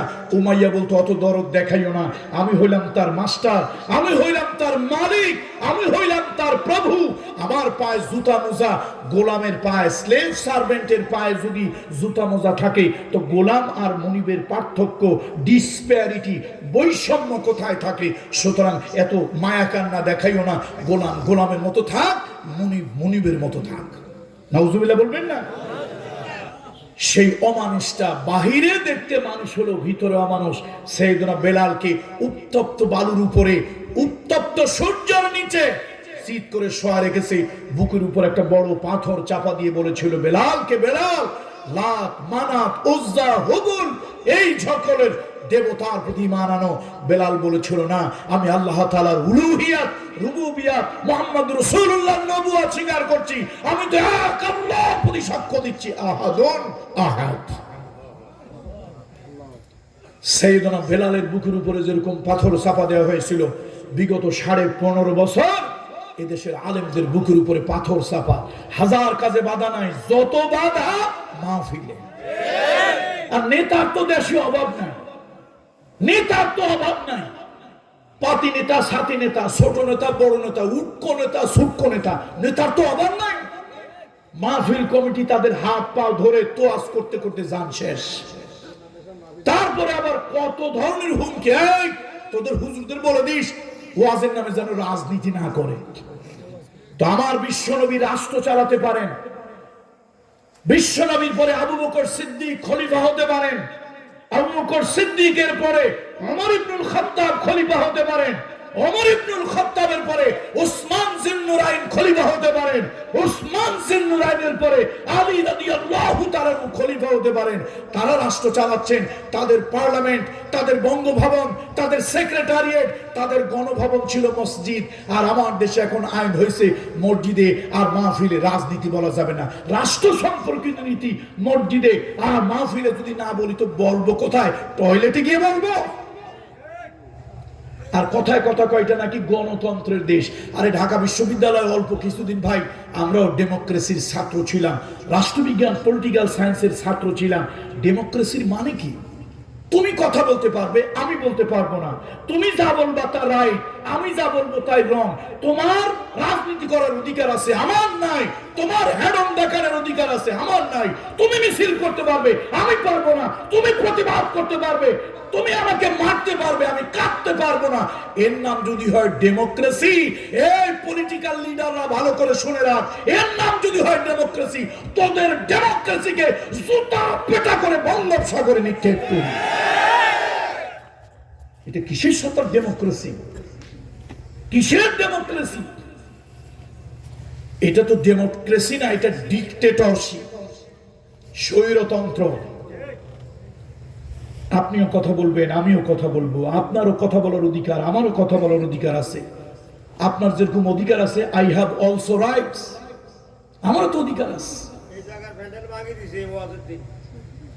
বন্ধুরা আমার, মুরব্বীরা আমার, কার কথা বলতেছিলাম মনে আছে না ভুলে গেছেন আপনারা? কার কথা? ইব্রাহিম খলিলুল্লাহ। ইব্রাহিম খলিলুল্লাহ, এবার তাকে আগুনে পোড়ানোর মানে ষড়যন্ত্র হলো। আগুনে পুড়ছেনি? আগুনে পড়ে নাই, তবে কয়েকটা লোক আমরা চিনছি। আগুন জ্বালাইলো তফসিরের জালালাইন, তফসিরে মারিফুল কোরআন, তফসিরে ফি জিলালিল কোরআন, তাফহিমুল কোরআন, যত তফসির পড়ে একটা জিনিস জানলাম, একটা মানুষের পোড়ায় মারার জন্য এত আগুন জ্বালানো হয়েছে যে 3 মাইলের ভিতরে কোনো পাখি পর্যন্ত উড়ে গেলে হিটে গরমে পুড়ে ভর্তা হয়ে যেত। লোকেরা এখন চিন্তা করে, এই নমরুদ, একটা মানুষ পোড়ানোর জন্য এত আগুন লাগে? ভৎসনা করতে লাগলো। এই আগুনের ভিতরে এসে ফু দেয় কাকলাস, টিকটিকির থেকে বড়, গুইসাপ গোসাপ প্রজাতির ছোট, কোথায় কয় কাল্লাস, কোথায় কয় কাকলাস, আপনারা কি বলেন? কোথাও বলে গিরগিটি, কালিশ। চিনলেই হয়েছে। কথা ভালো করে বুঝবেন, অন্তরের কান দিয়ে শুনবেন। আচ্ছা আপনি বলেন তো 1,00,000 কালিশ কাকলাস ফু দিলে ফ্যানের বাতাসের মতো এতটুকু আওয়াজ এতটুকু হাওয়া হবে? হবে? সে গিয়ে কি করছে? ফু দিছে, আগুন বাড়ুক, ইব্রাহিম পুড়ুক। নাউজুবিল্লাহ বলবেন না? তাহলে ইব্রাহিমের বিপক্ষে ভূমিকা নিয়েছে, কার পক্ষে গিয়েছে? কার পক্ষে গিয়েছে? নমরুদের। ওই জায়গায় আসলো ব্যাঙ। 1 কোটি ব্যাঙের প্রস্রাব এক জায়গা করলে আধা কেজি 1 কেজি হবে? হবে না। এরকম 1000 কোটি ব্যাঙ প্রস্রাব করুক না, আগুন কি এক জারা নিভবে? নিভবে না। কিন্তু ব্যাঙ এসে কি করছিল বলুন তো? ইব্রাহিমের পক্ষে আগুনটা একটু নিভুক চেষ্টা করেছে। এ ভাই, দুর্দিনে আমরা কাকলাস আর ব্যাঙ চিনেছি। ব্যাঙেরা অর্থাৎ তুমি যদি ক্ষুদ্র ক্ষুদ্র একটা প্রচেষ্টাও নিয়ে থাকো, আলেম কথা বলেছে, মসজিদের ইমাম কথা বলেছে, এই জানোয়ার মার্কা মানুষগুলি বুখারী শরীফ, তিরমিজি শরীফ, নাসাই শরীফ, আবু দাউদ শরীফ, কোরআন শরীফ থেকে উদ্ধৃতি দিয়ে কথা বলেছে। সে মনে করছে তার রাজনীতির বিপক্ষে গিয়েছে, ইমামকে পিটাইয়া রক্তাক্ত করে থানা থেকে পুলিশ এনে ধরিয়ে দিয়েছে। এরকম কিছু কুলাঙ্গার বাংলাদেশে ছিল না? ছিল না? ওদের রক্ত টেস্ট করা দরকার, ওদের হরমোন টেস্ট করা দরকার, ওদের বীর্য টেস্ট করা দরকার। এগুলো কোথা থেকে আসছে? দুর্ভাগ্য কি জানেন? সেদিন ব্যাঙের মতো সামান্য পক্ষে কথা বলা অনেক মুসল্লি সেদিন পাওয়া যায় না। ইব্রাহিমের পক্ষ নেওয়া লোক পাওয়া যায় নাই, বরং নমরুদের পক্ষ নেওয়া কাকলাসগুলি, কাল্লাস কালিশগুলি পাওয়া গেছে। যেরকম ঠিক ইব্রাহিম খলিলুল্লাহ পড়ে নাই, কিন্তু আমরা কালিশ চিনছি, ব্যাঙও চিনছি। কে পক্ষে আর কে বিপক্ষে। গ্রামের মধ্যে মুরব্বী বাবাজিরা সতর্ক হয়ে যান, মুরব্বী বাবাজিরা সতর্ক হয়ে যান। যাদের বয়স বাড়ছে আপনারা সতর্ক হন। তার কারণ রাসূলুল্লাহ বলেছে, আমি যখন দ্বীনের দাওয়াত দিয়েছি যুবকেরা আমাকে সাহায্য করেছে, সব থেকে আমার বেশি কষ্ট দিয়েছে এই বুড়া মানুষগুলো। এই বুড়া মানুষগুলি বেশি কষ্ট দিয়েছে। এই জন্য ইমানদারের আয়াত, ইমানদার চিনতে 3 আয়াত লাগে, আর মুনাফিক চিনতে 13 আয়াত লাগে। অনেক নামাজি লোক আছেন বাবাজিরা, দাড়িওয়ালা, টুপিওয়ালা, জুব্বাওয়ালা, আবাওয়ালা, কাবাওয়ালা, কিন্তু 1 নম্বর টাটকা নির্ভেজাল সহি মুনাফিক আছেন এরকম? বাবাজিরা রাগ করেন না, ঠিক হয়ে যান। আমিও পীরের সন্তান, আমিও পীর। পীর মুরিদি করলে, বায়াত করলে, মরহুম দেলওয়ার হোসেন আনসারী রহমতুল্লাহ আলাইহি, আমার আব্বার লক্ষ লক্ষ মুরিদ ছিল, হাজার হাজার আলেম মুরিদ ছিল। মুরিদ করলে আমারও মুরিদ হতো। উল্টা বুঝবেন না, দ্বীনের স্বার্থে কথা বলি, যদি আঘাত লাগেও দ্বীনের জন্য, নিজের ব্যক্তি স্বার্থের জন্য নয়। ইব্রাহিম খলিলুল্লাহকে পোড়ায় মারার জন্য কি খোঁড়া হলো? কি খোঁড়া হলো? গর্ত। কি জ্বালানো হলো? আগুন। সে আগুনের তীব্রতা বেড়ে গেল। এবার তাকে চড়কে চড়িয়ে দেওয়া হবে, তাকে আগুন দেওয়া হবে। কিন্তু সেই আগুনের ভিতরে ইব্রাহিম খলিলুল্লাহ, আল্লাহর পয়গম্বর ইব্রাহিম খলিলুল্লাহ, সে আগুনে জ্বলল না। আল্লাহ তাআলা তাকে জ্বালাননি। এটা একটা স্পিরিচুয়াল ম্যাটার, একটা সুপার ন্যাচারাল ম্যাটার। আল্লাহ তাআলা তাকে আগুনে জ্বালাননি, পোড়ান। ফেরেশতা এলো, ও ইব্রাহিম খলিলুল্লাহ, আপনি একবার শুধু বলুন, আমি বৃষ্টির ফেরেশতা, বৃষ্টি দিয়া আগুন নিভায় দেব। আরেকজন বলল, আমি বাতাসের ফেরেশতা, আপনি শুধু বলুন, বাতাস দিয়ে আগুন ভাসায় নিয়ে যাব, আপনার কোনো ক্ষতি হবে না। ইব্রাহিম খলিলুল্লাহ বললেন না, যে আল্লাহ তাআলা আমাকে চোখ দিয়ে বানিয়েছেন, যে আল্লাহ আমাকে কান দিয়ে বানিয়েছেন, যে আল্লাহ আমাকে জবান দিয়ে বানিয়েছেন, ওই আল্লাহ তাআলা সব শোনেন, সব দেখেন, সব জানেন। আমি আগুনে পুড়ে যাব, আগুনে ছাই হয়ে যাব। এই দৃশ্য আল্লাহর যদি ভালো লাগে, আল্লাহর যদি ভালো লাগে, তাহলে আমি ইব্রাহিমের জন্য ওটাই হবে বড় পাওনা। এটা হলো আমার জন্য বড় অর্জন, অ্যাচিভমেন্ট। দেখেন না, কোরআন শরীফে আসছে, ইন্না যালিকা মিন আজমিল উমুর। এটা হলো জীবনের বড় পাওনা। আপনার কোন কাজে কে খুশি হয়েছে, এটা আপনার জীবন ধন্য। আপনার জীবন ধন্য যে আল্লাহ আপনার একটা কাজে খুশি হয়েছে, এটা বড় পাওনা, এটা বড় পাওনা। বন্ধুরা আমার, মুরব্বীরা আমার, আল্লাহ গোপনে আগুনকে জানিয়ে দিয়েছিলেন কুলনা ইয়া নারু কুনি বারদা ওয়া সালামান আলা ইব্রাহিম। তাহলে একটা রাষ্ট্র চারজন প্রভাবশালী বাদশার একজন ব্যক্তিকে, একজন পেগাম্বরকে পুড়িয়ে মারার চেষ্টা করলো, আল্লাহ তাআলা তাকে মারেননি, বরং আল্লাহ হেফাজত করেছে। যুবক ভাইরা যারা আসছেন, আপনাদের উদ্দেশ্যে সূরা আন-নামল একটা ছোট্ট আয়াত মেসেজ দিয়ে যায়।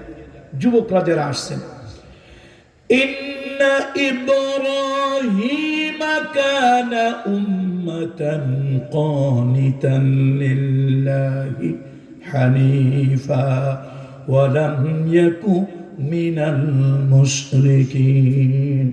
আল্লাহ তাআলা বলেন, নিশ্চয় ইব্রাহিম ছিল একটা জাতি, একটা উম্মাহ। ও ছাত্র বন্ধুরা, যুবক বন্ধুরা, একজন মানুষ 100, 200, 1000 মানুষের জাতি হয় না। একটা জাতি হলে লক্ষ কোটি কোটি মানুষ দরকার। এই যে আমরা বাংলাদেশি জাতি, আমাদের জাতীয়তাবাদ হলো বাংলাদেশি। এই যে 18 কোটি মানুষ, হিন্দু, মুসলমান, বৌদ্ধ, খ্রিস্টান, 18 কোটি মানুষ মিলে আমরা একটা জাতি। কোন কোন জাতি 100 কোটি মানুষ, কোন কোন জাতি 50 কোটি মানুষ, কোন কোন জাতি 3 কোটি মানুষ। একটা জাতি হলে কোটি কোটি মানুষ মিলে একটা জাতি হয়। আমার কথা নয়, কোরআন শরীফের সূরা আন-নামল 120 নম্বর আয়াত। এই দুনিয়ায় একজন মানুষকে আল্লাহ তাআলা একটা জাতি বলেছেন, একটা দল বলেছেন, একটা গোত্র বলেছেন। একজন মানুষকে, সেই একজন মানুষ হলো ইব্রাহিম খলিলুল্লাহ। অন্যায়ের বিরুদ্ধে দাঁড়াও যুবক, অন্যায়ের বিরুদ্ধে দাঁড়াও, অসত্যের বিরুদ্ধে দাঁড়াও, বাতিলের বিরুদ্ধে দাঁড়াও, তাগুতের বিরুদ্ধে দাঁড়াও। তুমি একাও যদি হকের পক্ষে দাঁড়াতে পারো, আল্লাহ ইব্রাহিমের মতো তোমাকে একটা উম্মাহ, একটা জাতি হিসেবে স্বীকৃতি দেবে। আমরা ভয় পাই, আমরা ভয় করি, সত্যের পক্ষে দাঁড়াতে পারি না। মামলা, হামলা, জুলুম, জেল ইত্যাদির ভয় পাই। আর ভাই, মুমিনের এত ভয় কি? এত ভয় কিসের মুমিনের? মনে আছে তো সেই আয়াত? বলেন তো কি আয়াত?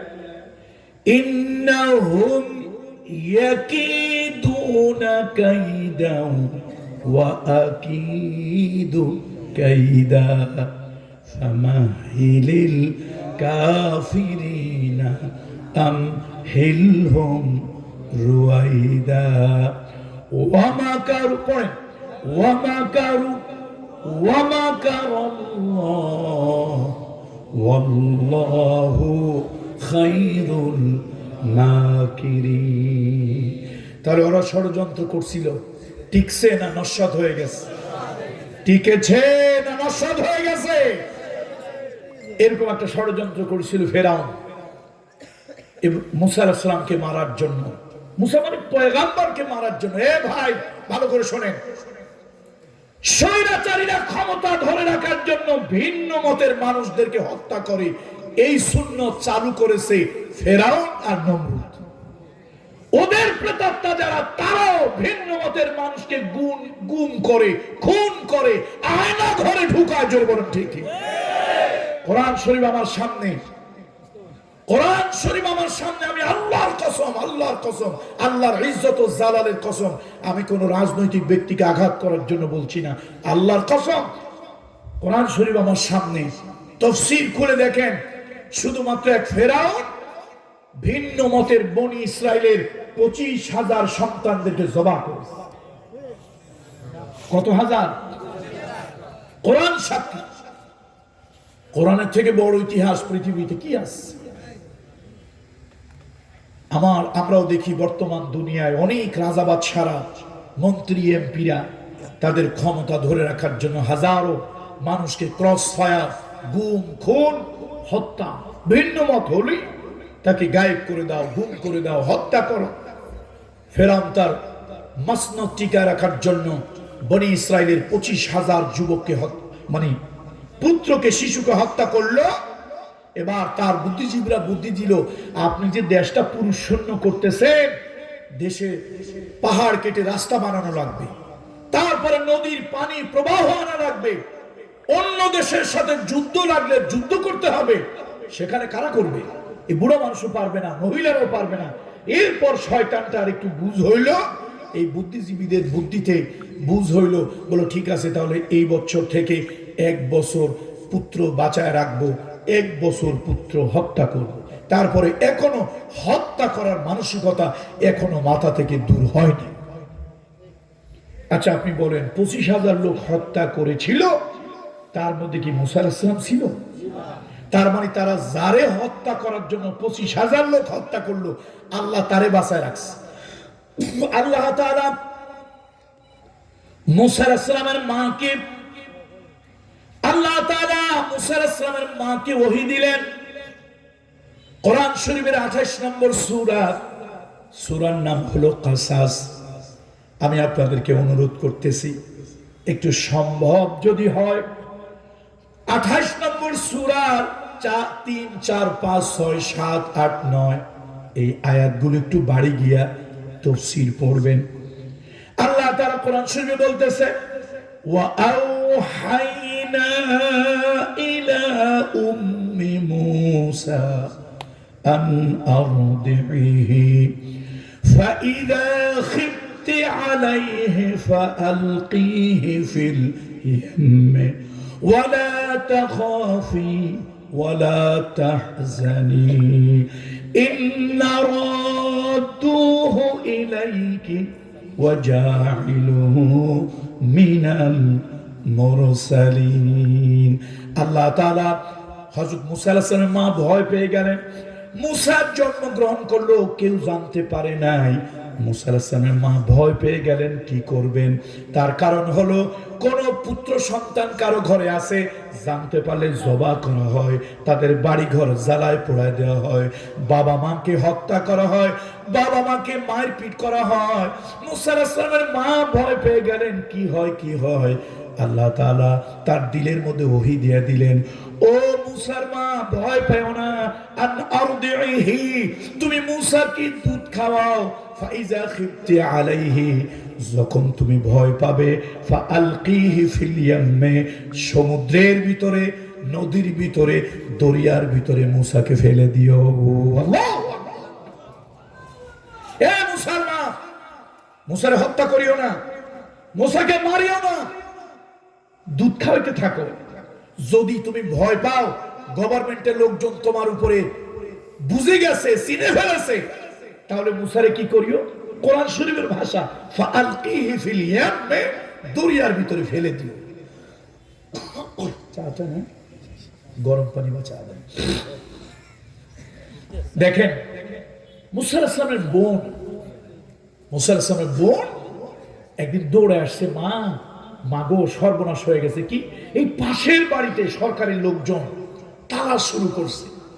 মুসা আলাইহিস সালাম মা চিন্তা করলো, আল্লাহ পাশের বাড়িতে তালাশ শুরু করছে, আমাদের বাড়ি যদি ঢোকে, বাড়ি তো জ্বালায় পোড়ায় দেবে, হত্যা করবে আমাকে, আমার স্বামীকে, বাচ্চাগুলোরও হত্যা করবে, মুসারও তো মারবে। শেষে কি করলো? আপনারা জানেন, একটা কাঠের বাক্সের ভিতরে ভরে দরিয়ায় ফেলে দিল। কিন্তু তাফসীর ইবনে কাসির বলেছে, না, একটা ঝাঁকার ভিতরে, ওড়া, ঝাঁকা, টুকরি, এক এক জায়গায় এক এক ভাষা বলে, লাকসাম, লাল কি লালমাই কি বলে আমি জানি না, ওড়া, এই ওড়ার ভিতরে কিছু খড়খোটা ছিল। তাফসীর ইবনে কাসিরে একটা বর্ণনা এসেছে, ওর মধ্যে মুসা আলাইহিস সালামকে রেখে আরো কিছু খড়খোটা দিয়া তাড়াতাড়ি মার, তো দেমাগ ঠিক না, মার বুদ্ধিতে কাজ করতেছে না, এরকম হঠাৎ পরিস্থিতি, বুদ্ধি কাজ করে, বলেন বুদ্ধি কাজ করে, হঠাৎ পরিস্থিতি মার বুদ্ধিতে কাজ করতেছে না, কি করব? সরকারি লোকজন বাড়িতে ঢুকলেই তো একটা কিয়ামত ঘটনা ঘটে যাবে। তাড়াতাড়ি ওর মধ্যে রেখে বাড়ির পাশে বিরাট নদী, সে দরিয়ার ভিতরে ফেলে দিয়ে আসছে। এখন তো মা সন্তানকে দরিয়ায় ফেলে হাঁস মুরগি গরু ছাগল জবা করলে যেরকম ছটফট করে, মা এরকম কাটা কবুতরের মতো, জবে করা মুরগির মতো মা ছটফট করতে লাগলো। আরে ফেরাউনের ভয় থেকে, ফেরাউন থেকে বাঁচাইতে আমি দরিয়ার মধ্যে সন্তানটারে ফেলে দিলাম, আল্লাহ তাআলা কে মুসারমা ইন্না রাদ্দুহু ইলাইকে, এ মুসারমা ওয়াদাল্লাহি হক, আমি আল্লাহ সত্য কথা কই, মিথ্যা কথা কই না। আমি আল্লাহ তোমার সাথে ওয়াদা করতেছি এই মুসারে আমি তোমার কোলে আবার ফিরাই দেব। শুধু ফিরাই দেব না, এই জাতির নেতৃত্ব তার হাতে দেব। আল্লাহর কি কুদরত! পৃথিবীতে প্রথম একজন বিজ্ঞানী আবিষ্কার করলেন আর্কিমিডিস, তার নাম আর্কিমিডিস। পৃথিবীতে প্রথম আবিষ্কার করলেন দুনিয়ায় যত তরল পদার্থ আছে এই তরল পদার্থ ঊর্ধ্বমুখী চাপ প্রয়োগ করে। নবম দশম শ্রেণীতে যারা বিজ্ঞানের ছাত্র হয়তো তারা এগুলি অবশ্যই পড়েছেন। আল্লাহর কি কুদরত! মুসা আলাইহিস সালামকে রাখা হলো দরিয়ার পানির উপরে। আল্লাহ হুকুম দিলেন দরিয়ার পানি রে নিচের দিক থেকে চাপ দে, উঁচু করে রাখ। আর বাতাসকে হুকুম দিলেন ফেরাউনের বাড়ির ঘাটে নিয়ে যাও। অনেক লম্বা ইতিহাস। আমার ইতিহাস বলা উদ্দেশ্য না, আমার উদ্দেশ্য হলো ষড়যন্ত্রকারীরা ষড়যন্ত্র করে, আল্লাহ ষড়যন্ত্র কি করে? নস্যাৎ করে দেয়। পরিকল্পনাকারীরা পরিকল্পনা করে, আল্লাহ তাআলা সব পরিকল্পনা নস্যাৎ করে দেয়। কত পরিকল্পনা হয়েছিল ধর্মভিত্তিক রাজনীতি বন্ধ হয়ে যাবে। শুধু তাই নয়, এই মিয়া শোনেন, একজন লোক আপনারা চেনেন নাই, তারে আপনারা মুফাসসির বলেন। আমি তারে তো মুফাসসির বলি না, আমি বলি সে সাক্ষাৎ আল্লাহর একজন বুজুর্গ ওলি ছিলেন। কোরআনের পাখি আল্লামা দেলোয়ার হোসেন সাইদি সাহেব। আমি দুনিয়ার অনেক রাষ্ট্রে গিয়েছি, তার প্রথম জীবনের খাদেম, প্রথম জীবনে হুজুরের খাদেম ছিলেন। তখন হুজুরকে লোকেরা এত চিনত না, এমনও রাত গেছে এক বিছানে কাটিয়েছেন। সেই খাদেমরা এখনো বেঁচে আছে। অনেকে আমাকে স্নেহ করেন, বুকে জড়িয়ে ধরেন, স্নেহ করেন। পৃথিবীর বিভিন্ন রাষ্ট্রে আছে। আমাকে অনেক খাদেম হুজুরের প্রথম জীবনের বুক চোখের পানি ছেড়ে বলেছে, ছোট ভাই হুজুরের সাথে একসাথে এক বিছানায় শুয়েছি, গভীর রাত্রে হুজুরকে আর বিছানায় পাই না, দেখতাম সিজদায় পড়ে জায়নামাজে পড়ে কাঁদতেছে। হুজুরের সাথে খেদমত করেছি, একটা দিনের জন্য নামাজ যেরকম কাজা হয় না, ফরজ কাজা হলে কবিরা গুনাহ, হুজুরের প্রত্যেকটা রাত কাজা, তাহাজ্জুদ একটা রাতের জন্য কাজা হতো না। এটা খাদেমদের কথা, যারা খিদমতে দীর্ঘদিন বিভিন্ন সময় ছিলেন। প্রথম জীবনের খাদেম। ইত্তাকু ফিরাসাতাল মুমিন, ইত্তাকু ফিরাসাতাল মুমিন ফাইন্নাহু ইয়ানজিরু বিনূরিল্লাহ। এই আল্লাহর ওলিদের দৃষ্টি ভয় পাও। এই আল্লাহর ওলি বলেছিলেন সময় একদিন আসবে ইন্দুরের গর্ত খুঁজে পাবে না পালানোর জন্য। আমি কাউকে আঘাত দেওয়ার জন্য বলছি না, আমি কাউকে আঘাত দেওয়ার জন্য বলছি না, কাউকে ছোট করার জন্য বলছি না। ঢাকা বিশ্ববিদ্যালয়ের রাষ্ট্রবিজ্ঞানের একজন ছাত্র হিসেবে বলছি, যদি আমার ভুল হয় আমাকে ভুল ধরিয়ে দেয়, আমি সংশোধন হয়ে যাব। পৃথিবীতে যত গণ অভ্যুত্থান হয়েছে, রিভলিউশন হয়েছে, বিপ্লব হয়েছে, পৃথিবীতে অন্তত বড় বড় 10টা বিপ্লবের ইতিহাস আপনারা জানেন। এই যে কিছুদিন আগে ফিউ ডেজ এগো একটা বিপ্লব হয়েছিল, কোথায়? শ্রীলঙ্কায়। এটা তো ছোট। ইরানে হয়েছিল গণবিপ্লব, ইসলামী বিপ্লব হয়েছিল। পৃথিবীতে 10টা বিপ্লবের ইতিহাস আপনারা বিভিন্ন ইতিহাস থেকে, রাষ্ট্রবিজ্ঞান পৌরবিজ্ঞান থেকে ইতিহাস খুলুন। আমি বিগত 1000 বছরের ইতিহাস বলতেছি। বিগত 1000 বছরের ভিতরে পৃথিবীতে এইরকম ইতিহাস দ্বিতীয় আরেকটা ঘটে নাই যে 300 পার্লামেন্টেরিয়ান, 300 সংসদ সদস্য, প্রধানমন্ত্রী, মন্ত্রী পরিষদ সুদ্ধা, থানার ওসি সুদ্ধা ইন্দুরের গর্ত ঢুকেছে, জীবন নিয়ে দেশ ছেড়ে পালিয়েছে। পৃথিবীর ইতিহাসে 1000 বছরের ভিতরে এরকম আরেকটা ইতিহাস নাই। কত হাজার বছরের ভিতরে? এটা আমি কাউকে আঘাত দেওয়ার জন্য বলতেছি না, রিয়েলাইজ করার জন্য বলতেছি। যদি কারো জানা থাকে যে কামরুল ইসলাম সাইদ আনসারী পীর সাহেব পীরজাদা আপনি তো ভুল করলেন, অমুক জায়গায় এরকম একটা হয়েছিল, আমার জানা নাই। পৃথিবীতে এই প্রথম, ফার্স্ট ইন দ্য ওয়ার্ল্ড, জাতীয় মসজিদের খতিব সহ 19 হাসেন কেন ভাই? হাসার তো কথা নয়। ভয় পাওয়া দরকার, রিয়েলাইজ করা দরকার। আবার এখন কিছু লোকেরা খুব লাফালাফি করতেছে, তাদেরকে বলি, মেসেজ দেই, ওনারা পালানোর জন্য সময় পাইছেন 45 মিনিট। আপনারা যারা বেশি বাড়াবাড়ি লাফালাফি যদি করেন, তো আপনারা একটা লিখে রাখেন ভালো করে কাগজ দিয়ে, আপনারা সময় পাবেন অনলি 15 মিনিটস। জনগণ থেকে বিচ্ছিন্ন হবেন না, মামলা বাণিজ্য করবেন না, জুলুম নির্যাতন করবেন না, আগেওয়ালারা যেই পথে হেঁটেছে সেই পথে হাঁটবেন না। খবরদার, সাবধান। জনগণের চোখ দেখে তাদের ভাষা বোঝার চেষ্টা করবেন, হৃদয়ের ভাষা পড়ার চেষ্টা করবেন। ওই নেতা প্রকৃত নেতা যে জনগণের চোখ আর হৃদয়ের ভাষা পড়তে পারে, সেই নেতা হলো আসল নেতা। আপনার সামনে কিছু চাটুকর, কিছু সামসা, দালাল, গোলাম এলো, তাদের কথায় লাফালাফি করলেন না। জনগণের চোখের ভাষা বোঝার চেষ্টা করবে।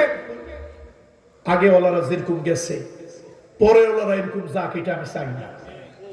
এটা চাই না। আল্লাহ সবাইকে, এই দেশকে ভালো রাখুন, সবাইকে আল্লাহ তাআলা বুঝ দান করুন, শিক্ষা দান করুন।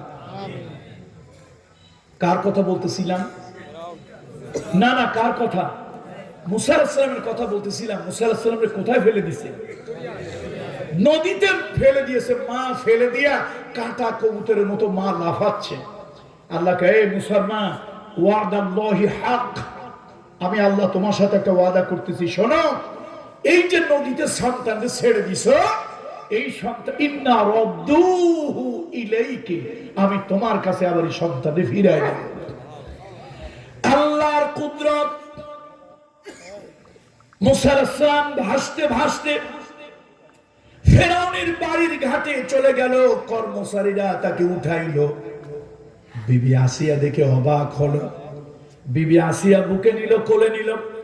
ফেরাউন জিজ্ঞেস করলো, ও আসিয়া, এটা পাইলা কোথায়? কয়, নদীর মধ্যে পেয়েছি। এটাই আমার শত্রু, এটাই আমার দুশমন, হত্যা করার জন্য তরবারি বার করলো। বিবি আসিয়া বলল, স্বামী গো, লা তাকতুলুহু, তারে হত্যা করিও না। আসা আইয়ানফানা আও নাত্তাখিযাহু ওয়ালাদা, স্বামী গো, তোমার তো বাচ্চা কাচ্চা হয় না, এত বছর বিয়ে হলো, একটা বাচ্চা তুমি আমাকে দিতে পারলে না। আমাদের যদি বাচ্চা কোনোদিন না হয়, এই সন্তানটার দিকে তাকাও, দুশ্মনী করিও না। এই সন্তানটার দিকে তাকাই আমার চোখ ঠান্ডা হয়ে গেছে। এই সন্তানটার দিকে একটু বুকে জড়ায় ধরে কলিজা জুড়ায় গেছে। স্বামী গো, তুমি একটু কোলে নাও, একটু ভালো করে তাকাও, তোমার চোখ ঠান্ডা হয়ে যাবে, কলিজা জুড়ায় যাবে, অতৃপ্তি দূর হয়ে যাবে। সূরা নাসরে ধর্মের কাহিনী যতই বলে ফেরাউন শুনলো না, তাকে হত্যা করবে। শেষ পর্যন্ত আসিয়া অনেক কৌশল অবলম্বন করে মুসাকে বাঁচানোর চেষ্টা করলেন। এবার ফেরাউন লেশের ভিতরে লোক লাগাই দিল এই মুসার দুধ পান করানোর জন্য।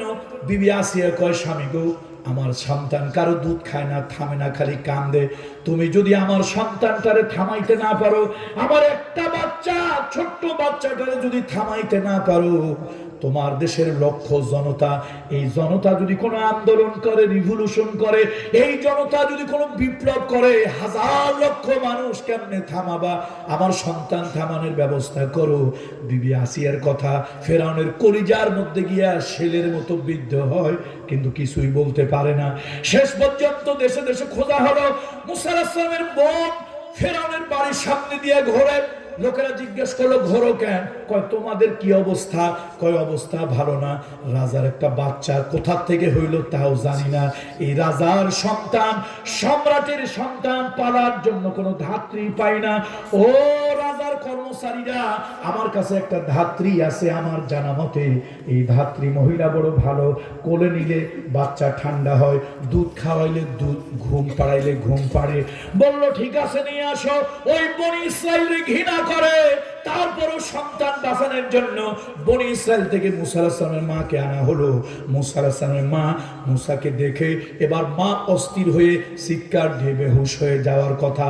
তার কারণ হলো, আমি সন্তান ফেলে দিলাম উত্তাল দরিয়ার মধ্যে, ঢেউয়ের দরিয়ার মধ্যে সন্তান ফেলে দিলাম। মা এসে দেখে সন্তান আসিয়ার কোলের মধ্যে কান্দে। মা অস্থির হয়ে যাচ্ছিল। আল্লাহ তাআলা দিলের মধ্যে এলকা দিলেন, ইলহাম দিলেন, ওহী দিলেন, ও মুসার মা দিলটারে শক্ত করো, আমি আল্লাহ তাআলার পরিকল্পনা সব ফাঁস হয়ে যাবে। আমি আল্লাহ কি পরিকল্পনা করতে চাই, আমার পরিকল্পনা ফাঁস হয়ে যাবে। ও মুসার মা দিলটারে শক্ত করো। মুসার মা দিলটাকে শক্ত করলো। বিবি আসিয়া এসে মুসার মায়ের কালে মুসাকে দিল। মুসা আলাইহিস সালাম ঠান্ডা হয়ে গেল। এবার মা তার আসলটা সরাইয়া স্তন্যর বোটাটা মুসা পয়গম্বরের মুখের মধ্যে যখন দিল, সন্তান চুপ চুপ করে দুধ খায় আর হাসে। বিবি আসিয়া এসে, বিবি আসিয়া মিশরের সম্রাজ্ঞী এসে মুসা আলাইহিস সালামের মাকে জড়ায় ধরলো, বোন আমার বাচ্চাটারে কেউ বাঁচাইতে পারে না, থামাইতে পারে না। তুমি দুধ খাওয়াইলে, তুমি থামাইলে, তুমি শান্ত করলে, বোন তুমি আমার বোন, যা চাও তাই দেব, এই রাজবাড়িতে থাকার ব্যবস্থা করে দেব। মুসা আলাইহিস সালামের মা দুর্বল হয়ে যাচ্ছিলেন। আল্লাহ তাআলা মনের মধ্যে শক্তি দিলেন, ও মুসার মা এই রাজবাড়িতে থাকিও না, গোপন ফাঁস হয়ে যাবে, আমার মুসাকে বাঁচানো যাবে না। আমি আল্লাহ যে পরিকল্পনা করেছি ওই পরিকল্পনা বাস্তবায়ন হবে না, মনটাকে শক্ত করো। বিবি মুসা আলাইহিস সালামের মা বলেন, না সম্ভব নয়, আমার বাচ্চা আছে, স্বামী আছে, ওগুলো রেখে থাকা সম্ভব নয়। কয় যে না, তোমারে ছাড়া আমার চলবে না, তুমি আমার সন্তানটারে কোন ভাবে লালন পালন করো। এমন সময় ফেরাউন এসে সব কথা শুনে বলল, আমার সন্তানকে প্রতিদিন তুমি দুধ খাওয়াবে, বিনিময় স্বর্ণ মুদ্রা তোমাকে দেওয়া হবে। আল্লাহর পরিকল্পনা, তাম দুনিয়ার একটা বিরাট বড় সরকার পরিকল্পনা নিয়েছিল পয়গম্বর মুসাকে তুমি দুনিয়া আসতে দেবে না। এরপরে মুসা দুনিয়া এলো, মুসাকে হত্যা করার জন্য কোরআন শরীফ বলে, 25,000 ভিন্ন মতের মানুষকে জবাহ করে হত্যা করলো। এরপরও আল্লাহ তাআলা সেই জালিমের ঘরে মুসাকে আল্লাহ তাআলা লালন পালন করেন। আল্লাহর কাম যার ঘরে নাই খাম। কথা ঠিক কিনা? তাহলে সে আয়াতটা একটু পড়েন না আমার সাথে। পড়েন, ইন্নাহুম ইয়াকিদুনা কাইদা ওয়া আকিদু কাইদা ফামাহিলিল কাফিরিনা আমহিলহুম রুয়াইদা। পড়েন আবার, ওয়া মাকারু ওয়া মাকারাল্লাহ ওয়াল্লাহু খায়রুল মাকিরিন। সব খেলা কার? মানুষ একটা পরিকল্পনা করে আর আরশের মালিক আরেকটা করে, কাটটা হয়। কি মজার জিনিস দেখেন তো, আবু জাহেল যাবে যুদ্ধে। কে যাবে? আবু জাহেল যুদ্ধে যাবে। যুদ্ধের সফরে সবাই রওনা হয়েছে। আবু জাহেল গায়ে রাখ, এই তোরা রাখ, উট ঘোড়া সব অস্ত্র টস্ত্র রেডি কর, আমি একটু মুহাম্মাদের ধ্বংসের জন্য আল্লাহর কাছে দোয়া করে আসি। এই তোরা থাম, দাঁড়া। তো গেছে গিয়া কাবা ঘরের গিলাফ ধরছে। শুনতেছেন তো আপনারা আমার কথা? কে ধরছে ভাই?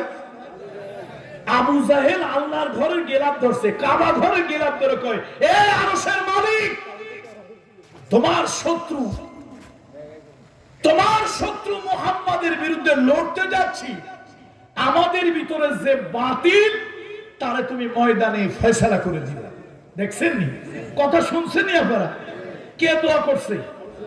আল্লাহকে, আবু জাহেল তোর জিন্দেগীর কোন দোয়া কবুল না করলো, আমি আল্লাহ আজকের দোয়াটা তোর কবুল করলাম, যা।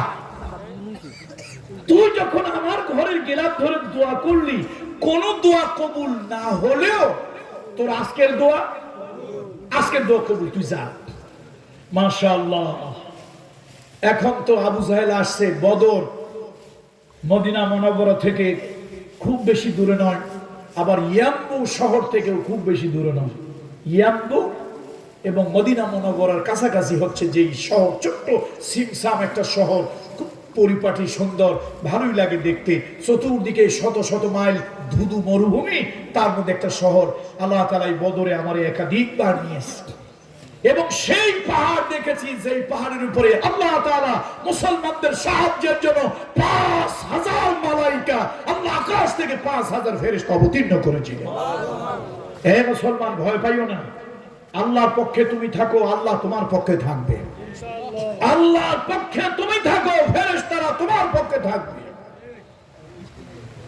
আবু জাহাল, যে আবু জাহাল ষড়যন্ত্র করেছিল, দোয়া করেছিল, দোয়া কবুল হয়েছে কি হয় নাই?